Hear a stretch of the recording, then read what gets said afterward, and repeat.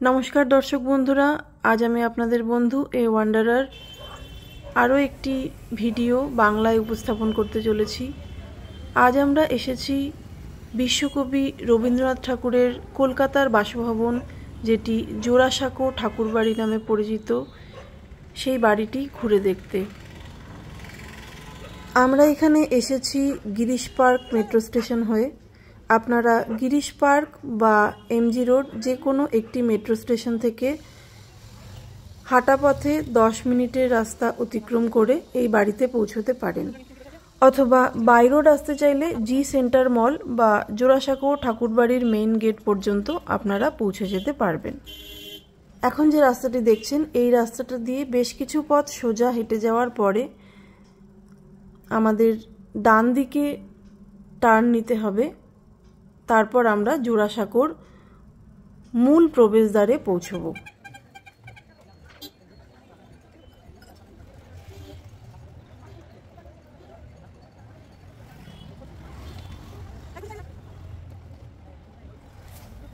সামনে বাঁদিকে আপনারা দেখতে পাচ্ছেন জি সেন্টার মল, আর তার ঠিক উল্টো দিকে জোড়াসাঁকো ঠাকুরবাড়ির মূল প্রবেশদ্বার।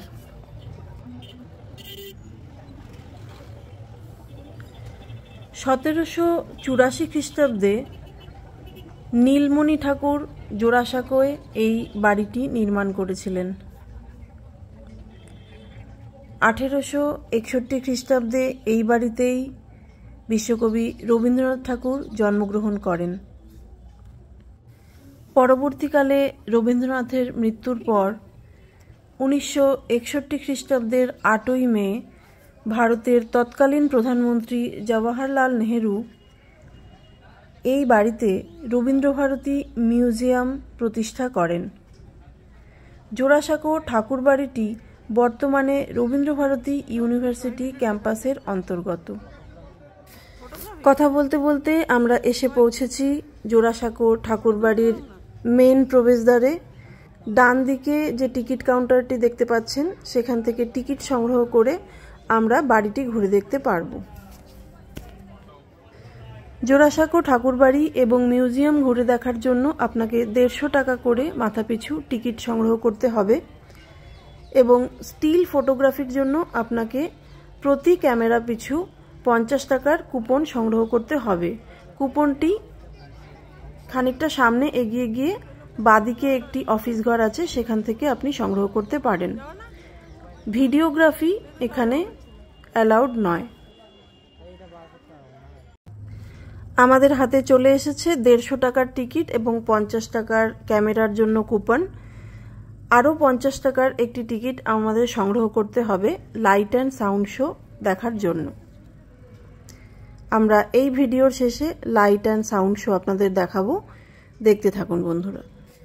এ বিষয়ে একটি কথা উল্লেখ্য, ক্যামেরার জন্য কুপন সংগ্রহ করার সময় আপনার ক্যামেরা বা মোবাইলটি সঙ্গে করে নিয়ে যাওয়া আবশ্যক, কারণ কুপনটি দেওয়ার সময় ওরা কাউন্টার থেকে আপনার ক্যামেরা বা মোবাইলের পেছনে একটি স্টিকার লাগিয়ে দেবে। ওই স্টিকারটি না লাগানো থাকলে আপনি আপনার ক্যামেরা বা মোবাইল দিয়ে ফটোগ্রাফি করতে পারবেন না।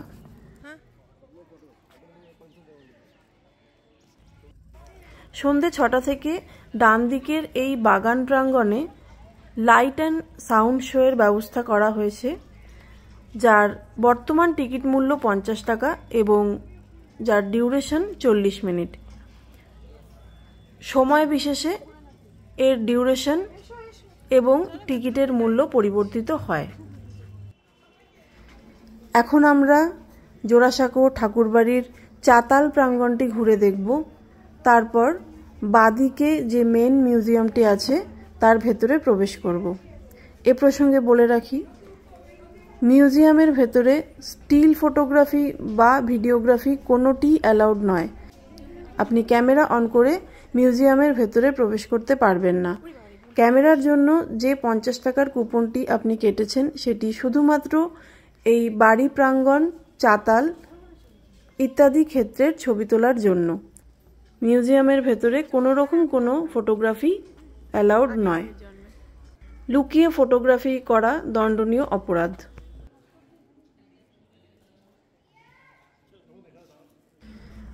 আসুন আমরা এই ঐতিহাসিক বাড়িটির চাতাল প্রাঙ্গণটি ঘুরে দেখি। এখানে অনেকেই বসে ফটোগ্রাফি করছেন। আপনারা চাইলে এখানে বসে এই বাড়িটির সাথে নিজেদের কয়েকটি ছবি ক্যামেরাবন্দি করতে পারেন।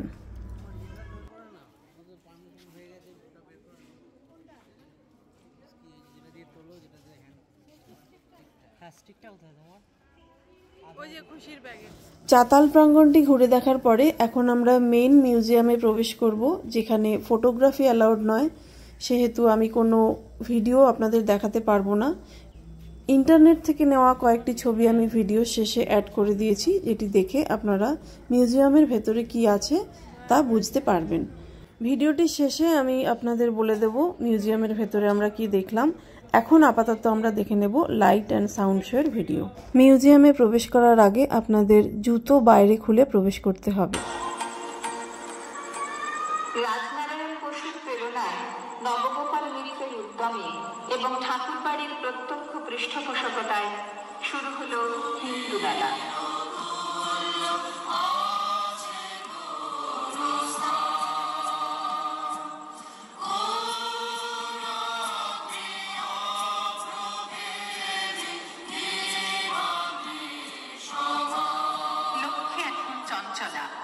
কিন্তু সরস্বতীর বড় পুত্রদের তখন তিনি দান করেছেন দেশকে। সেই দান তার পুত্র কন্যারা দ্বিজেন্দ্রনাথ, সত্যেন্দ্রনাথ, জ্যোতিরিন্দ্রনাথ, স্বর্ণকুমারী দেবী এবং রবীন্দ্রনাথ। সংস্কৃতির শোভন সুন্দর চারুলতা মহর্ষি ভবনের মাটি থেকে ঊর্ধ্বমুখী হয়ে আকাশকে ছোঁবে। এবারে সেই পর্ব সংস্কারের অড্ডল খুলে দেওয়া হলো এই বাড়িটি। স্বদেশ চিন্তা, সাহিত্য ও সঙ্গীত চর্চার এক জীবন্ত পরিবেশ।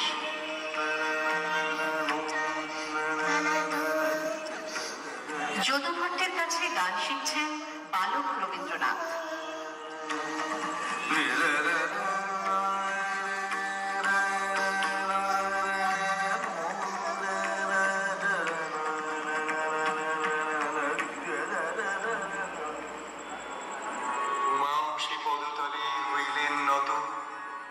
সহসা অলক্ষতে পড়িল খুশিয়া জবকন্যিকার ফুল মহেশ চরণে। কিশোর রবীন্দ্রনাথ কুমার সম্ভব অনুবাদ করছেন। অন্য নারী অনুরক্ত নহে যেই জন হেন গতি লাভ করো আশি শিলাদেই, যাহা কথার কবু হয় না অন্যথা। ন্যাশনাল থিয়েটারে সরোজিনী নাটকের অভিনয়।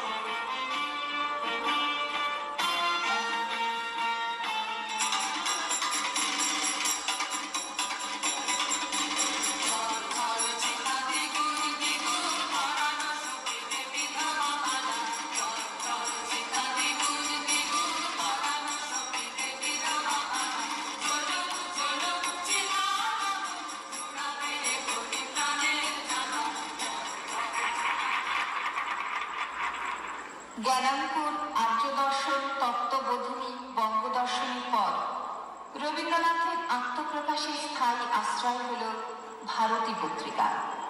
এই পর্বে প্রথম বিলাত যাত্রা 1878।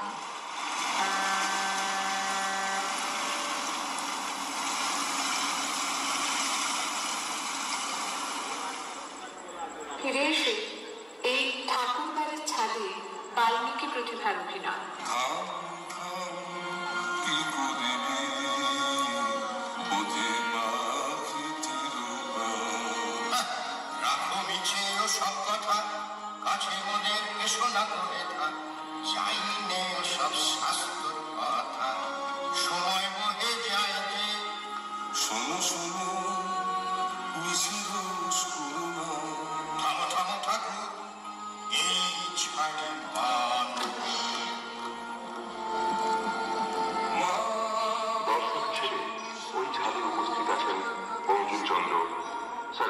বন্দ্যোপাধ্যায়, হরপ্রসাদ শাস্ত্রী, বিহারীলাল। 1896 সালে কলকাতায় জাতীয় কংগ্রেসের অধিবেশন। কবি নিজের দেওয়া সুরে বঙ্কিমচন্দ্রের বন্দে মাতরম গাইলেন এই মহর্ষি ভবনের পক্ষে।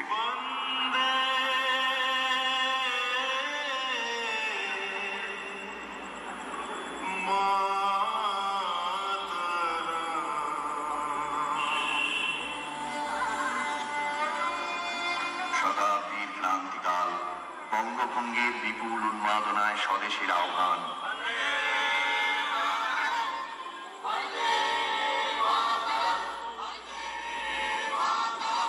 Partition of Bengal is a settled fact. 1905 বঙ্গভঙ্গ আন্দোলনের বিরুদ্ধে যখন গর্জে উঠল দেশ,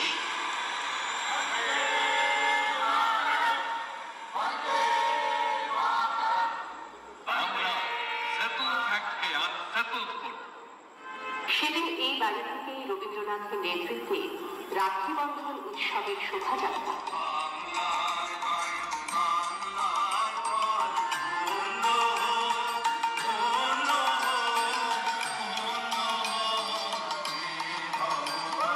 রবীন্দ্রনাথ চলেছেন গান গেয়ে, সঙ্গে দীনেন্দ্রনাথ, রামেন্দ্র সুন্দর ত্রিবেদী, ঠাকুর বাড়ির ছেলেরা।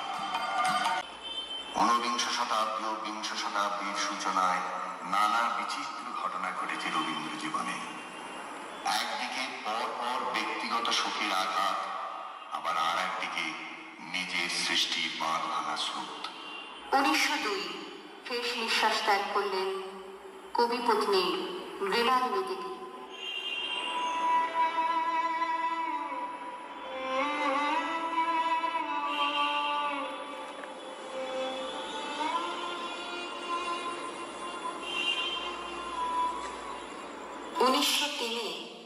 আদরিণী কন্যা রেণুকার মৃত্যু।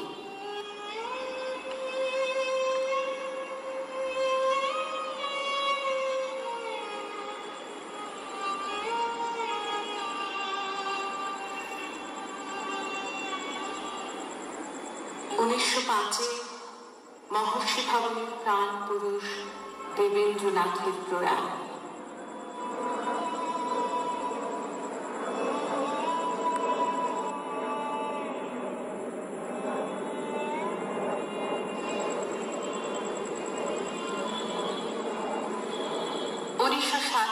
কনিষ্ঠ পুত্র সমেন্দ্রনাথের মৃত্যু।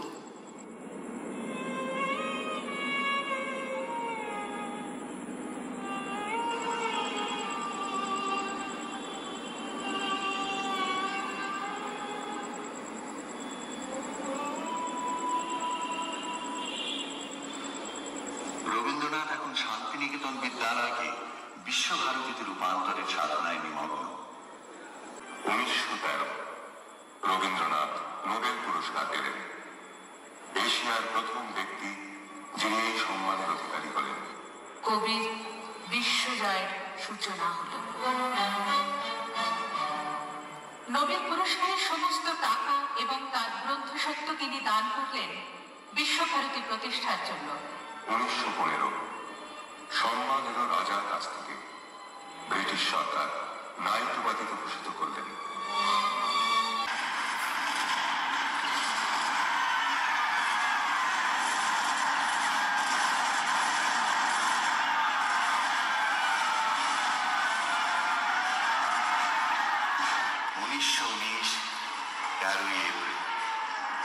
জালিয়ানওয়ালাবাগ স্বাধীনতার আকাঙ্ক্ষাকে স্তব্ধ করে দেওয়ার দানবীয় আয়োজন।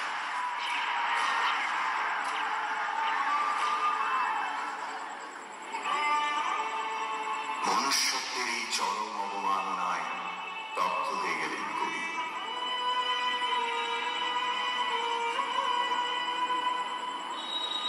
প্রতিবাদের উপায় খুঁজতে গিয়ে তিনি প্রথমে তীব্র ঘৃণায় বর্জন করলেন ইংরেজি দেওয়া সরকার।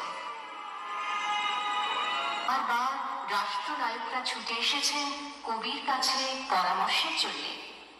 এসেছেন সুভাষচন্দ্র, জওহরলাল, মোহনদাস করমচাঁদ গান্ধী, যিনি গুরুদেব বলে ডাকলেন রবীন্দ্রনাথকে। আর রবীন্দ্রনাথ তাকে বললেন, যদি আলো না ধরে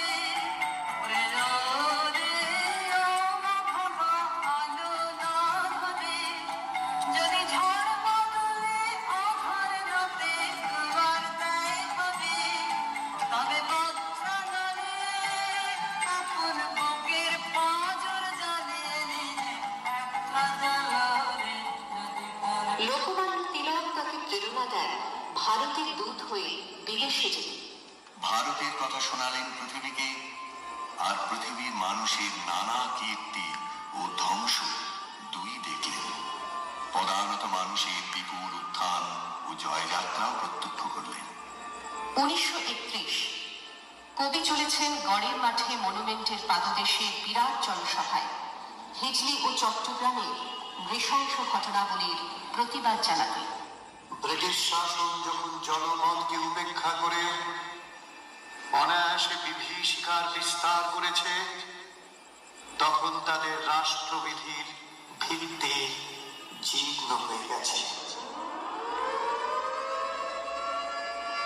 বিশ্বাস হারানো পাপ, সে বিশ্বাস শেষ পর্যন্ত রক্ষা করব, এই কথা আজ বলে যাব।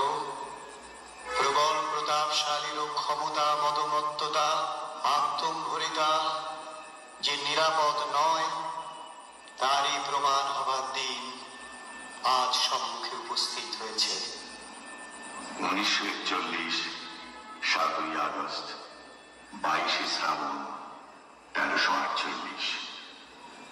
শেষ নিঃশ্বাস ত্যাগ করলেন কবি, যিনি ছিলেন এই মহর্ষি ভবনের মহাদীপ্তিমান সূর্য।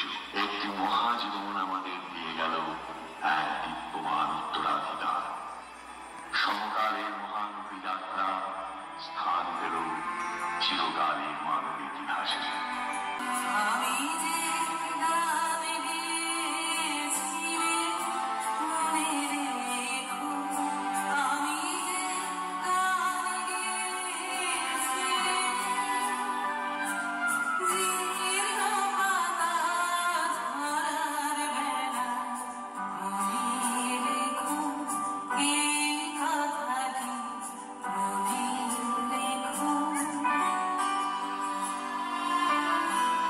এতক্ষণ আপনারা লাইট অ্যান্ড সাউন্ড শোয়ের ভিডিওর কিছু অংশ দেখলেন।